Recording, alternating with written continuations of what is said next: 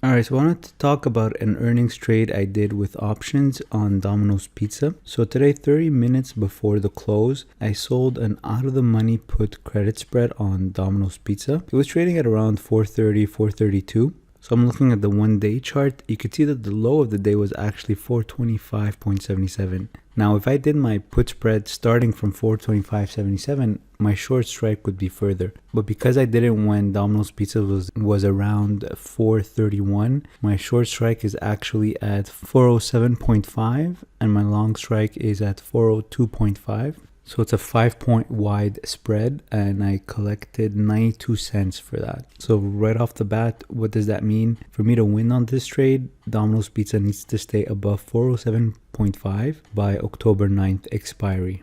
So obviously after earnings is announced, the reaction is completely random. We don't know. There's no way of finding out if the stock's going to go up or go down. So it's really random in that sense. But the fact that I'm out of the money on the low side, I have more room to be right. I have more room to win. There's more margin of error. You can see after hours it's at 435, but earnings is announced tomorrow before the market opens. So Thursday before market opens. So this doesn't matter right now. So this over here is my put credit spread, 407.5, 402.5, October 9th expiry. Sold the 407.5 for $2.91, but I bought the 402.5 for $1.99. The difference gives me 92 cents. So here's why I don't see it as a complete gamble. So I use a website called Earnings Stats. It doesn't have all stocks, but it has the big names. So Domino's Pizza is there, DPZ, and it gives me stats on past earnings. This is a new feature that they have. I can enter the current stock price, which is 431.05. The expected move was about, I think, 23 points. So as you can see, I'm exactly at expected move. 408.10 is expected move. Now, it has stayed inside expected move 79% of the time. So that's the first good stat. That's the first positive stat. Now, I don't like this format very much, so I'm going to go back to the old format. I'm just going to click on earnings calendar, click on DPZ, and I prefer this dashboard over here. So yeah, so total percentage inside expected move is 79%. The other percentage that I like is 54% of the time it went up, so that's good. So I've got an edge that the stock goes up after earnings by only 4%. If we look at the table here, you could see it doesn't go outside expected move that often. It went outside expected move over here in 2020, beginning 2020.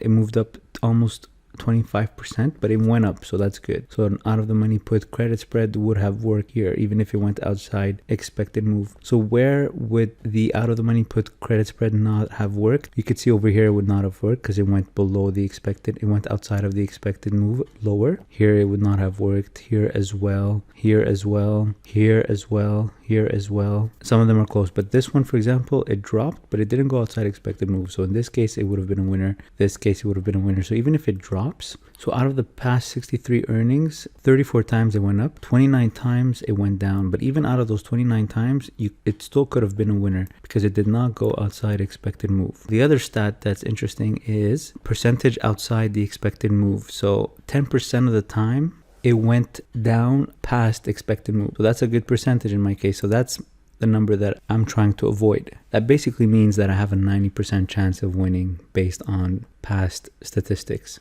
It doesn't mean that this time I'm going to win. Not at all. I could lose this time, but it means that the more I do it, I'll win 90% of the time and 10% of the time I'll lose. So it's just a matter of controlling the loss amount when I do lose 10% of the time. I know most people will be saying past results cannot be used to predict future results, but let's say we were looking at this point here and past 2014 didn't exist yet. Let's say we were in 2014 and we were looking at the stats before 2014.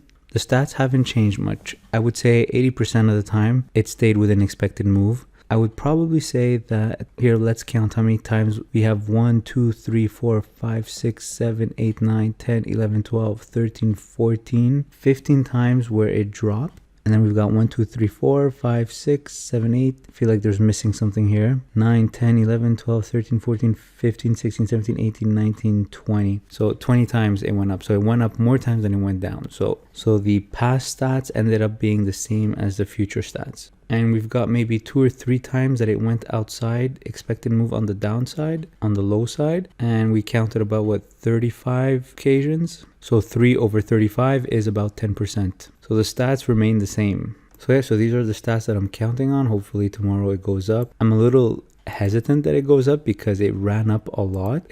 Look at the last month. It went from 377 to 431.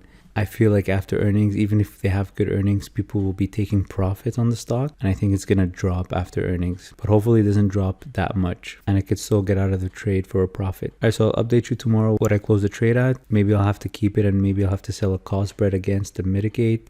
Maybe I'll roll it to next week. We'll see tomorrow. Just wanted to share this trade with you. So if you have any questions, leave in the comment section below. Like always, if you can open an account with Questrade to trade on the stock market, use my referral link below to get $50 in free trades. Also check out the other referral links below. If you enjoyed this video, click the like button, share with a friend, and subscribe to the channel. Thanks for watching.